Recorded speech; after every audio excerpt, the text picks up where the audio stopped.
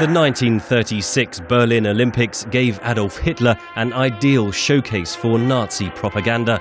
Director Leni Riefenstahl's famous film of the Games, Olympia, illustrates the sporting prowess and political context of the tournament.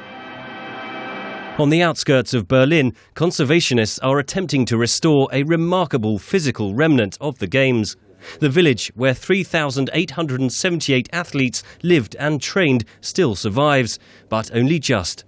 Jens Becker is from the Deutsche Credit Bank Foundation, which is funding much of the work. He took VOA on a behind-the-scenes tour, including the swimming pool, where the external renovations cost $2.7 million. I think the village is not very well known in Germany.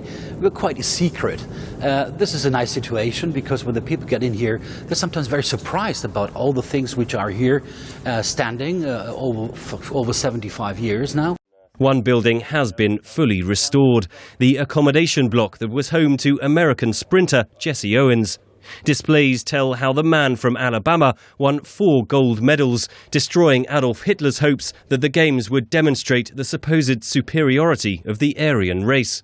A letter from a fan urges Owens to refuse to accept a medal from blood-stained hands. He never saw it. It was intercepted by the Gestapo, the German secret police.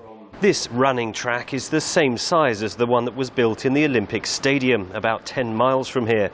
It's where Jesse Owens would have practiced for his gold medal-winning runs. A few dozen German tourists visit every day. Local school groups are taken here to learn the nation's history. We always try to put the subject also inside these exhibitions, because this was called the Village of Peace, but indeed Nazi propaganda didn't stop at the doors of the village. There were early signs of militarism. A carved mural in the on-site theatre shows marching German soldiers. It was the first time that they really said, okay, we will have the Olympic Village. Later on it will be used as a garrison. But indeed, when the athletes arrived here, they had the best facilities ever had in any Olympic Village before. Days after the athletes left, hundreds of soldiers moved in. The former dining hall of the nations served as a hospital for wounded German troops during World War II. After 1945, the Soviet army came, painting communist propaganda on the walls, including a mural showing Soviet troops planting the hammer and sickle flag on the German parliament. With the fall of communism, the former village was abandoned in 1992 and neglected for more than a decade.